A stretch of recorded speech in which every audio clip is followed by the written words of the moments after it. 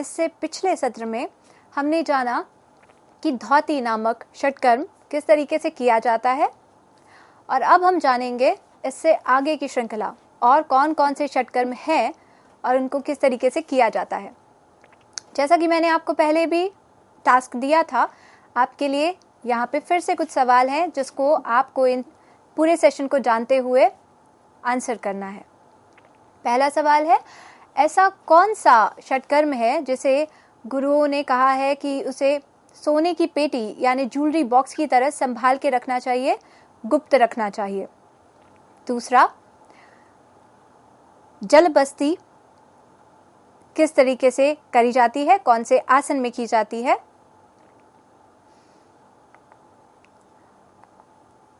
इन सवालों के जवाब आप मुझे देंगे। साथ ही साथ आपको ये भी पता करना है कि कौन सा षटकर्म सबसे अच्छा माना गया है हठ योग के अकॉर्डिंग। चलिए शुरू करते हैं बस्ती के साथ। जो बस्ती है वो दो प्रकार की कही गई है, जल बस्ती और शुष्क बस्ती। जल बस्ती, इसके अंदर नाभि तक जल के अंदर प्रवेश करना है और उत्कट आसन के अंदर आपने अपने गुदा मार्ग को कॉन्ट्रैक्ट और रिलैक्स करना है, आकुंचन और प्रसार करना है। इससे अश्विनी मुद्रा की तरह ही आप करेंगे और इससे आपके मूत्र के विकार, वायु के विकार, ये सब दूर होते जाएंगे और शरीर से काफ़ी सारे रोग आप उनसे मुक्ति पा लेंगे। ऐसा भी कहा गया है कि जल बस्ती करने से आपका शरीर कामदेव के समान सुंदर बन जाता है। बस्तियां जो हैं वो अनीमा है। आप अपने एनल रीजन से पानी को या हवा को अंदर ग्रहण करते हैं और इसे बाहर निकालते हैं। तो अभी तो मैंने बात करी जल बस्ती की, और दूसरी है शुष्क बस्ती। शुष्क बस्ती को पश्चिमोत्तान आसन में किया जाता है, पर पश्चिमोत्तान आसन पूरी तरह से नहीं अटेन करना है। आपने उतना ही आगे झुकना है जितने में आप अपने हाथों से अपने पैरों को पकड़ सकते हैं, और फिर अश्विनी मुद्रा के थ्रू आपने गुदा मार्ग को अंकुचन प्रसार करना है, यानी कॉन्ट्रैक्ट और रिलैक्स करना है। जब आप ये कर रहे हैं तो हवा जो है वो गुदा द्वार से ऊपर की तरफ जाएगी और इससे आपको कब्ज की समस्या में रिलीफ मिलेगा, पाइल्स की समस्या में रिलीफ मिलेगा। जिनको पेट फूलता है, फ्लॉटुलेंस होता है, वो भी ठीक होता है बस्ती के द्वारा। और ये हठ प्रदीपिका के अकॉर्डिंग बस्ती उत्कट आसन में की जाती है, नाभि तक के गहरे पानी में। इसमें 6 इंच लंबा और आधा इंच चौड़ा चिकना पाइप भी गुदा मार्ग में डाला जाता है और उसके थ्रू आप पानी को अंदर खींचते हैं।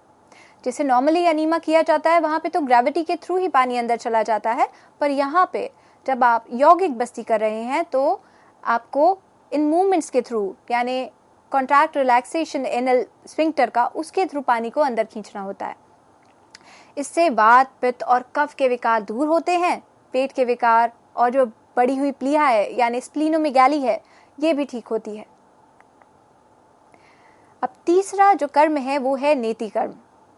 नेति करते हुए तो आपने कई बार योगियों को टीवी के ऊपर देखा होगा।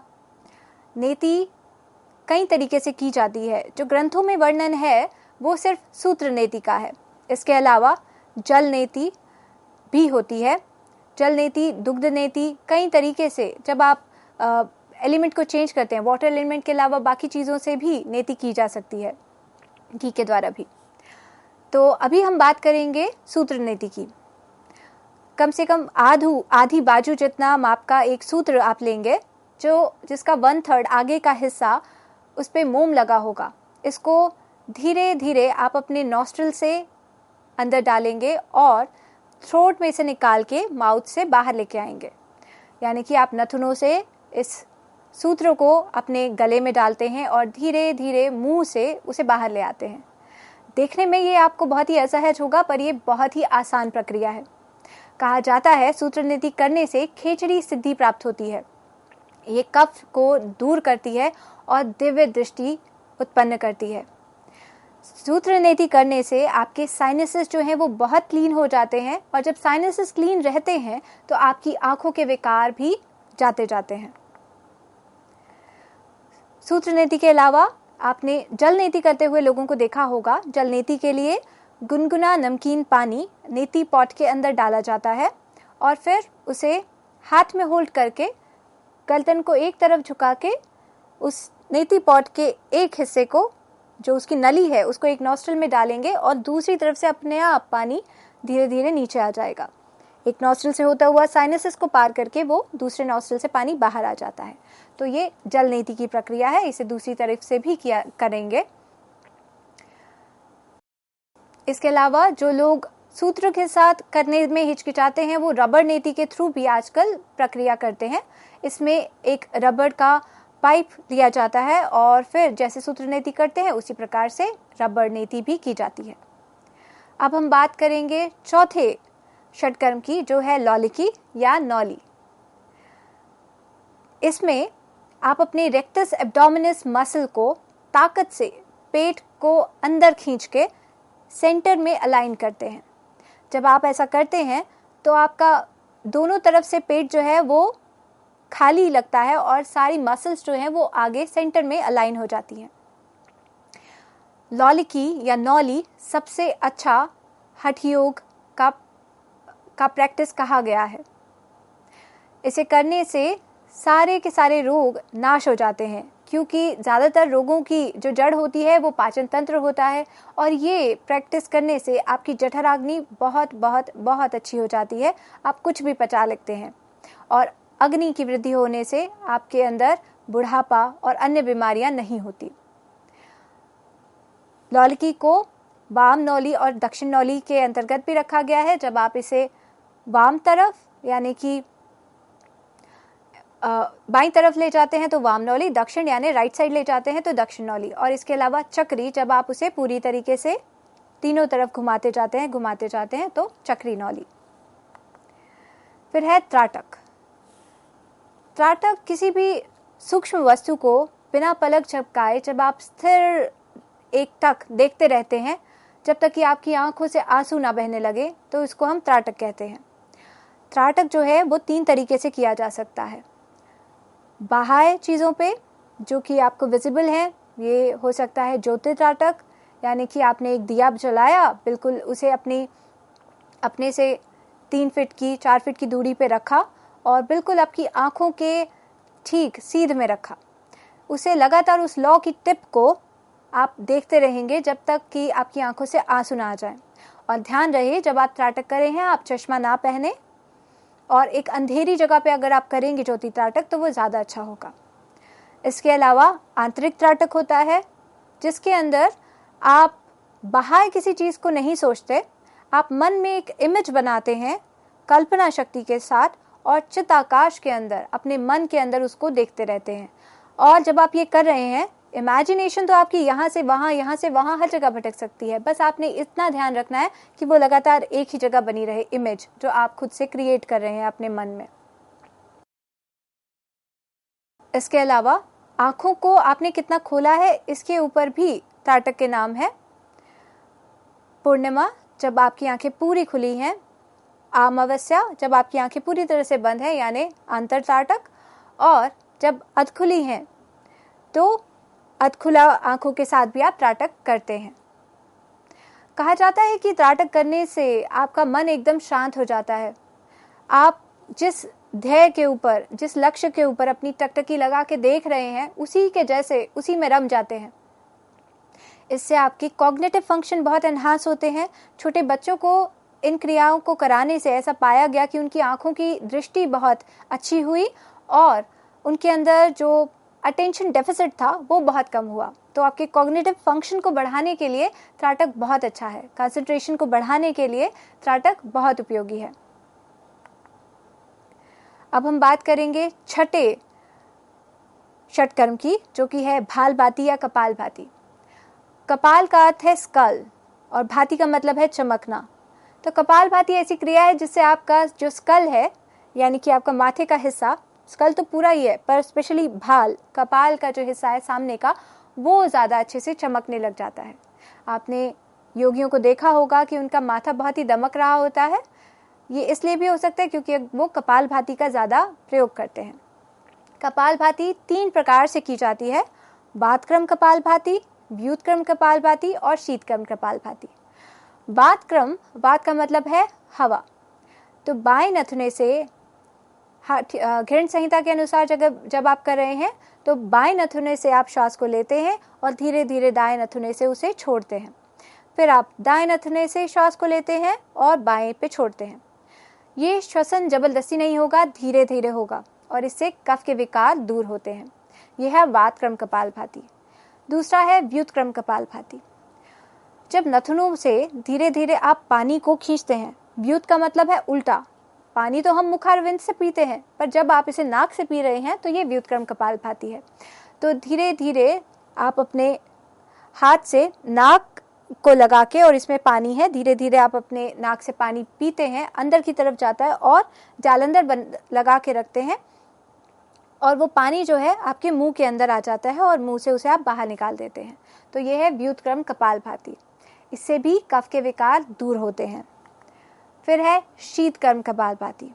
जैसे शीतली प्राणायाम किया जाता है, मुंह से सांस लेते हैं और शी की आवाज आती है, पर यहाँ पे आप मुंह से सांस नहीं ले रहे हैं, मुंह से आप पानी ग्रहण कर रहे हैं और उसे आप नाक के रास्ते से बाहर निकाल रहे हैं। इस योगाभ्यास से व्यक्ति कामदेव जैसा हो जाता है, उसको बुढ़ापा नहीं आता, कफ के रोग मिट जाते हैं और शरीर स्वस्थ और लोचदार बन जाता है।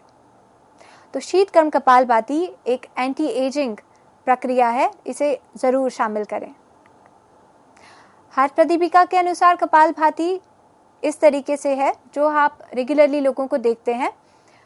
आपने तेजी से सांस भरना और छोड़ना है, जल्दी जल्दी करना है और इससे बस सांस को छोड़ने के ऊपर आप फोकस ज़्यादा देते हैं और पेट का अंदर बाहर जाता हुआ आपको महसूस होता है और ये जो है ये कफ के विकारों को दूर करता है। अब षटकर्म के लाभ के ऊपर हम आते हैं। धौती, जो खांसी है, अस्थमा है, प्लीहा है, वृद्धि, कुष्ठ रोग है, 20 प्रकार के कफ विकार हैं, हठ योग प्रदीपिका के अनुसार धौती इन सबको ठीक करता है। तो ये स्किन की कंडीशंस को, अगर रेस्पिरेटरी सिस्टम में कोई दिक्कत है, उनको साफ करने में सहायक है धौती कर्म। फिर है बस्ती यानी अनीमा। ये वात, पित्त और कफ को बैलेंस करता है, पेट के विकारों को दूर करता है, स्प्लीन के विकारों को दूर करता है और इंद्रियों, धातुओं और मन को शांत कर देता है। जिस दिन आप अनीमा करते हैं, बस्ती करते हैं, आप महसूस करेंगे कि आपके अंदर शांति बहुत है। आपका जो अपान प्राण है वो काफ़ी स्टेबल हो जाता है। इससे त्वचा बहुत जल्दी चमकने लग जाती है और भूख बढ़ती है और विकार, जो पेट के विकार हैं, वो दूर होते हैं। फिर है नेति। साइनसेस को क्लीन करने के लिए नेति प्रक्रिया बहुत अच्छी है। जैसा मैंने पहले भी बोला कि आँखों से रिलेटेड जो भी डिसऑर्डर्स हैं वो ठीक होते हैं नेति करने से। दिव्य दृष्टि प्राप्त होती है और कंधे से ऊपर के होने वाले जो रोग हैं, चाहे वो कान के हो, नाक के हो, आँखों के हो, वो दूर होते हैं। तो नेति कर्म से आपकी आँखों की रोशनी भी बढ़ती है, साइनसेस क्लीन रहते हैं और आपको रेस्पिरेटरी ट्रैक से होने वाले, अपर रेस्पिरेटरी ट्रैक से होने वाले इन्फेक्शंस नहीं होते। फिर है त्राटक। त्राटक आँखों की समस्याओं को दूर करता है। सुस्ती, अत्यधिक नींद आना, जो कि एक प्रमाद है, इसे वो दूर भगाता है और कहा गया है इसे सोने की पेटी की तरह गुप्त रखना चाहिए, इतना बचा बचा के रखना चाहिए, ये इतना ज़्यादा यूजफुल है। फिर है नौली। ये सभी प्रकार की हठ क्रियाओं में सबसे अच्छा बोला गया है। अपच को दूर करता है, भूख प्यास को बढ़ाता है और सृष्टि की देवी की तरह खुशी को भर देता है। जब आपका शरीर इतना स्वस्थ होगा तो आपके पास कारण ही नहीं है दुखी होने के, आपका मन भी स्वस्थ और तन भी स्वस्थ, इसलिए नौली को सबसे अच्छा हठ योग का प्रयोग कहा गया है। फिर है कपालभाति। इसमें तेजी से सांस भरना और छोड़ना होता है और कफ के सारे विकारों को ये दूर करता है। अब हम जानते हैं कि दैनिक जीवन में षटकर्म की क्या उपयोगिता है। ये शरीर को डिटॉक्सिफाई करने में बहुत सहायक है। शरीर के अंदर, खून के अंदर इन्फ्लेमेटरी मार्कर्स बढ़ जाते हैं जो कि एजिंग को प्रोत्साहित करते हैं और शरीर के अंदर दर्द को बढ़ा देते हैं। तो ये जो इन्फ्लेमेटरी मार्कर्स हैं, कई रिसर्चर्स ने प्रूव किया है कि जब जब षटकर्मों का प्रयोग किया गया तो ये एंटी इन्फ्लेमेटरी मार्कर्स कम होते गए हैं, जो इन्फ्लेमेशन को ये कम करता है। कायों को निरोगी रखता है, मानसिक स्वास्थ्य बढ़ता है, एक निवारक दवा यानी कि एक ऐसी मेडिसिन जो आपको फ्यूचर में बीमारी होने ही नहीं देगी। तो एक दर्द निवारक दवा के रूप में भी षटकर्म काम करते हैं। शरीर के विभिन्न अंग प्रणालियों को मजबूत करते हैं। जब आप इनको करते हैं, अगर आप डाइजेस्टिव ट्रैक्ट को साफ कर रहे हैं या फिर आप रेस्पिरेटरी ट्रैक्ट को साफ कर रहे हैं, तो तब आप क्या कर रहे हैं, उन ट्रैक्ट्स के अंदर आप रक्त के प्रवाह को भी बढ़ा रहे हैं। जब रक्त का प्रवाह बढ़ता है तो वहाँ पे रोग प्रतिरोधक जो मॉलिक्यूल्स हैं वो ज़्यादा इकट्ठे होते हैं, आपकी रोग प्रतिरोधक क्षमता बढ़ती है और इन अंगों की कार्य प्रणाली यानी फंक्शनिंग बहुत अच्छी होती जाती है। अब हम कुछ वैज्ञानिक प्रमाणों को जानते हैं। मल्होत्रा एट अल ने 2022 यानी इसी साल एक वैज्ञानिक प्रमाण पेश किया है जिसमें कपालभाति का इफेक्ट HRCV के ऊपर है, हार्ट रेट वेरिएबिलिटी के ऊपर, जिसमें उन्होंने बताया कि जब कपालभाति को किया जाता है तो शुरुआत में तो कपालभाति से स्फूर्ति, सफाई और शरीर के अंदर गर्माहट बढ़ती है, पर कुछ ही टाइम के बाद गामा रेज जो कि आपके मन को बहुत ही शांत कर देती हैं वो बढ़ जाती हैं। तो शुरुआत में तो कपालभाति आपके अंदर स्फूर्ति और एनर्जी को बढ़ाता है और धीरे धीरे आपके मन को वो बहुत शांत करता जाता है। फिर है बालकृष्ण एट अल, जो आचार्य जी हैं, उनके एक वैज्ञानिक प्रमाण है वमन धौती के ऊपर। इन्होंने कुछ लोगों को जिनको श्वसन संबंधी कोई प्रॉब्लम्स थी उनको वमन धौती करवाई और ऐसा पता लगा कि श्वसन की मांसपेशियां वमन धौती के बाद ज़्यादा मजबूत हुई, उनके अंदर जो लंग्स की वाइटल कैपेसिटी है यानी कितनी क्षमता थी उनको हवा को अंदर भरने की वो बढ़ी और वायु मार्ग के अंदर जो प्रतिरोध था यानी रेजिस्टेंस था वो कम होता गया। तो वमन धौती से आपके शरीर के अंदर जो रेस्पिरेटरी ट्रैक है वो बहुत साफ होता जाता है, लंग्स की कैपेसिटी बढ़ती है और रेस्पिरेटरी ट्रैक से रिलेटेड प्रॉब्लम्स जैसे कि अस्थमा वो ठीक हो सकता है। फिर है दूसरा प्रमाण नेति क्रिया के ऊपर। छोटे बच्चों के ऊपर कुछ एक्सपेरिमेंट्स किए गए। ऐसे छोटे बच्चे जिनको साइनोनेजल प्रॉब्लम्स थी, क्रॉनिकली ये चल रहा था, उनको साइनसेस के अंदर दिक्कत थी और राइनोसाइनाइटिस था, यानी कि ऐसी समस्या जिसकी वजह से लगातार उनके जो साइनस थे वो भरे रहते थे कफ के साथ और ये इन्फेक्टेड होते थे। तो ऐसे बच्चों को जब नेति कराई गई तो ये पाया गया कि उनके अंदर ये जो लक्षण थे इन बीमारियों के वो धीरे धीरे कम होते गए और उनकी जीवन की जो गुणवत्ता थी उसमें भी सुधार आया। तो छोटे बच्चों के अंदर भी नेति से इतने अच्छे प्रभाव पाए गए हैं। फिर है टेकूर एट अल, यानी टेकूर और उनके साथी वैज्ञानिकों ने एक लघु शंख प्रक्षालन के ऊपर एक्सपेरिमेंट किया। इसके अंदर उन्होंने पाया कि जब पुरानी पीठ के दर्द से शिकार लोगों के अंदर लघु शंख प्रक्षालन किया गया तो लघु शंख प्रक्षालन करने के तुरंत बाद ही उनके अंदर पीठ का दर्द कम हो गया। उनकी चिंता और विकलांगता, क्योंकि पीठ के दर्द की वजह से उठना बैठना चलना फिरना कम हो जाता है, एक तरह से विकलांगता आ जाती है, वो भी कम होती हुई देखी गई।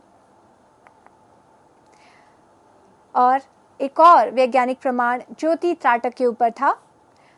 इसके अंदर ऐसा देखा गया कि जो मधुमेह के रोगी जिनको मोतियाबिंद भी था, उनके अंदर आँखों के जो इंट्राओक्युलर प्रेशर था, मोतियाबिंद के अंदर इंट्राओक्युलर प्रेशर यानी आँखों के पीछे का जो ब्लड प्रेशर है वो बहुत बढ़ जाता है, वो ज्योति त्राटक करने से कम हुआ। इसके साथ साथ ज्योति त्राटक के साथ ही उन मधुमेह रोगियों के अंदर रक्त शर्करा जो थी वो भी कम हुई, यानी शुगर लेवल कम हुआ। तो ऐसे वैज्ञानिक प्रमाणों से ये सिद्ध होता है कि हमारा जो षटकर्म है कितने ज़्यादा उपयोगी हैं। अब तो विज्ञान भी इनकी पराकाष्ठा को प्रमाणित कर रहा है। अब हम निष्कर्ष पे आते हैं। आज हमने जाना 6 तरह के शोधन कर्म हैं। ये असंतुलित वात, पित्त और कफ को नियंत्रित करते हैं। स्पेशली उन लोगों को करने चाहिए जिनके अंदर कफ ज़्यादा है या फिर उनके अंदर मेद है ज़्यादा, यानी कि वो मोटापे के शिकार हैं। उन लोगों को अवश्य तौर पे षटकर्मों का अभ्यास करना चाहिए। इसके साथ साथ ये शरीर के विभिन्न अंग प्रणालियों को मजबूती प्रदान करता है। षटकर्म के साथ आपके रेस्पिरेटरी ट्रैक, आपका डाइजेस्टिव ट्रैक, एक्सक्रीटरी ट्रैक, ये मजबूत होते जाते हैं। यहाँ पे सर्कुलेशन बढ़ता है, मांसपेशियाँ मजबूत होती हैं, इवन आपके लंग्स, उनकी मजबूती इतनी बढ़ती है कि अस्थमा के अटैक वाले लोग भी इससे फ़ायदा उठा पा रहे हैं।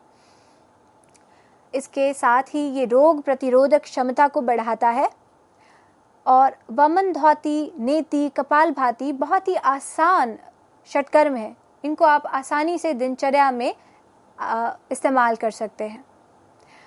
तो ये थी श्रृंखला षटकर्मों के ऊपर। अब आप ये याद करिए कि आपसे क्या क्या क्वेश्चन पूछे थे, उनको लिख लीजिए और क्या आप उनका सही जवाब दे पाए। आप खुद ही अपने इन्विजिलेटर हैं, खुद ही अपने एग्जामिनर हैं। खुद ही देखिए क्या आप उन प्रश्नों का जवाब दे पाए। धन्यवाद। अगली कड़ी में आपके साथ हम जुड़ेंगे योग को और अच्छे से आपके साथ अवगत और साझा करने के लिए।